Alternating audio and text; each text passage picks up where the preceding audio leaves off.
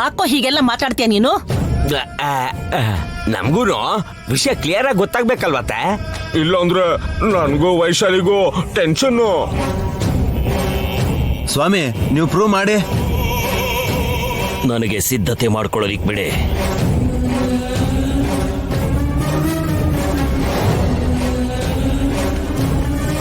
ಹಾಗಂತ ಹೇಳಿ ಹೊರಗಡೆ ಹೋಗೋದನ್ ಬಿಟ್ಟು ಪಕ್ಕಕ್ಕೆ ಯಾಕೆ ಹೋದ್ರು? ಪ್ರೂವ್ ಮಾಡೋವರ್ಗೂ ಮನೆ ಬಿಟ್ಟು ಹೋಗಲ್ಲ ಅಂತ ಅನ್ಸುತ್ತೆ ಚಿಕ್ಕಿ.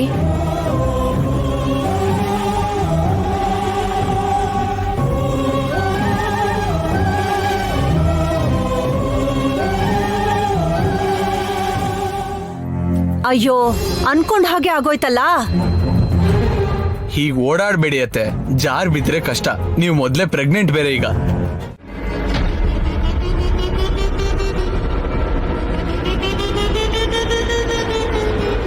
ಈಗ ದಾರಿ ಮಧ್ಯದಲ್ಲಿ ಕೂತ್ಕೊಂಡಿದ್ರೆ ಹೇಗೆ ಸ್ವಾಮಿ?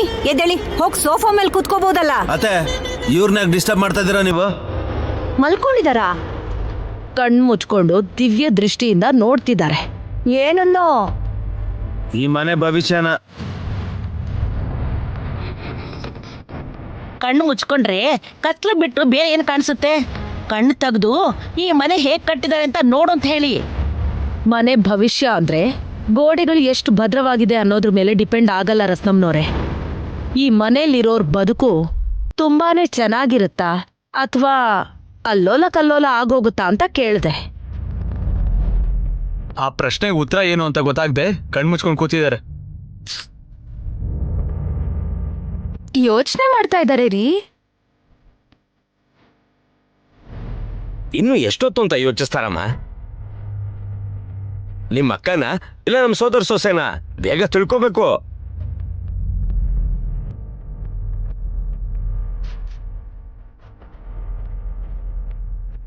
ಲೋ ಮುಕುಂದ, ಯಾರಿಗೂ ಇರ್ಲಾರ್ದ ಆತರ ನಿನಗ್ಯಾಕೋ ಇದೆ? ನೀವು ಸ್ವಲ್ಪ ಸುಮ್ಮನೆ ಇರ್ತೀರಾ? ನೀ ಸುಮ್ನಿರೋ. ಸ್ವಾಮಿಗಳು ಏನ್ ಹೇಳ್ತಾರೆ ಅಂತ ಕೇಳೋಣ. ಸ್ವಾಮಿ, ಕಣ್ ಬಿಡ್ತೀರಾ? ಇಲ್ಲ ಅಂತಂದ್ರೆ ನೀವು ಚೆನ್ನಾಗಿ ನಿದ್ರೆ ಮಾಡ್ತಿದ್ದೀರಾ ಅಂತ ಅನ್ಕೋತಾರೆ ಇವ್ರೆಲ್ರು. ರೂಮ್ಗಾದ್ರೂ ಕರ್ಕೊಂಡು ಹೋಗ್ಬೇಕಲ್ವಾ ಬ್ರೋ? ಚಿಕ್ಕಮ್ಮ, ಗಾಯತ್ರಿ ಬಂದ್ಲಾ? ಬಂದು ಸ್ವಾಮಿಗಳ ಎದುರುಗಡೆನೆ ಕೂತಿದ್ದಾಳೆ ನೋಡು ನೈನಿ. ಕಂದ, ಇಲ್ಲಿಯಾ ಕೂತ್ಕೊಂಡಿದ್ಯಾ? ಇದ್ದೇಳು ಕಂದ. ಇರ್ಲಿ ಬಿಡಿ.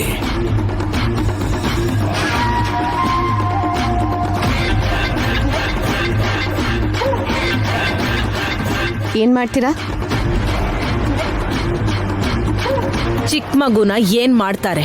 ಮುದ್ದಾಗಿರೋ ಚಿಕ್ಕ ಮಗು ಕಣ್ಣೆದ್ರುಗಡೆನೆ ಇದ್ರೆ ಮನ್ಸಿಗೆ ನೆಮ್ಮದಿ ಸಿಗುತ್ತಲ್ವಾ?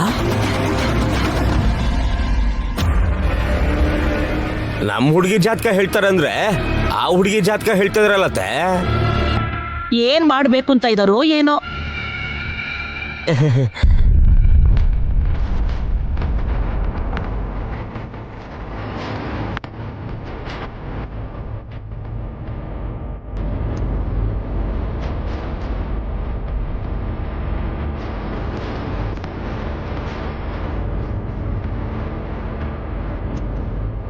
ಏನದು? ವಿಭೂತಿ. ಏಯ್, ಸುಮ್ನಿರೋ. ಅವ್ರ ವಿಭೂತಿನ ಯಾಕೆ ಆಚೆ ತೆಗೆದ್ರು ಅಂತ ತಿಳ್ಕೊಳಕ್ಕೂ ಮುಂಚೆ ನೀವೆಲ್ಲ ತಿಳಿದಿರೋ ಥರ ಮಾತಾಡ್ತೀರಾ ಯಾಕೆ? ನೀವೇ ಹೇಳಿ ಸ್ವಾಮಿಗಳೇ. ಮಂತ್ರ ಜಪಿಸಿ ಉಫ್ ಅಂತ ಓದಿದ್ರೆ ಈ ವಿಭೂತಿ ಹೋಗಿ ಆತ್ಮ ಆಶ್ರಯಿಸಿರೋ ದೇಹದ ಮೇಲೆ ಹೋಗಿ ಬೀಳುತ್ತೆ.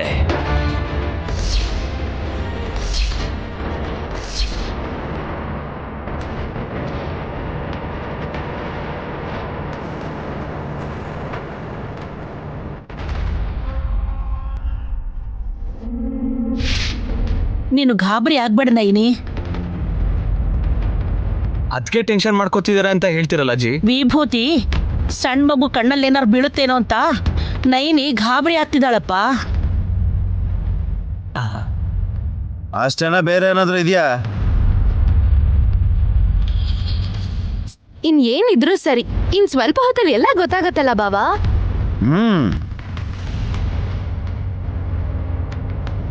ನೀವು ಮಂತ್ರ ಮುಂದುವರಿಸಿ ಸ್ವಾಮಿ. ಮನಸ್ಸಿನಲ್ಲೇ ಧ್ಯಾನ ಮಾಡ್ತೀನಿ. ಆಚೆ ಹೇಳಲ್ವಾ? ಬರಲ್ವೇನೋ. ಅವಹೇಳನ ಮಾಡಬೇಡ.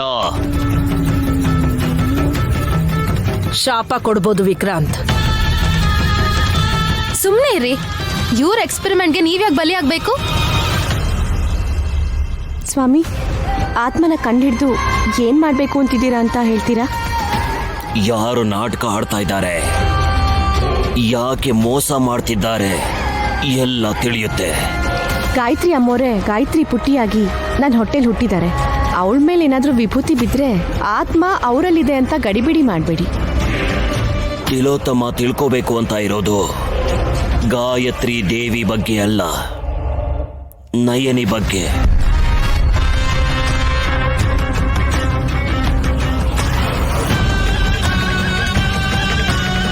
ನಮ್ಮ ಅತ್ತಿಗೆ ಬಗ್ಗೆ ನೀವು ಹೀಗೆಲ್ಲ ಮಾತಾಡೋದು ನಮ್ಗೆ ಇಷ್ಟ ಇಲ್ಲ ಸ್ವಾಮಿ. ಅವಳು ನಯನಿ ಅಲ್ಲ ಕಣೋ.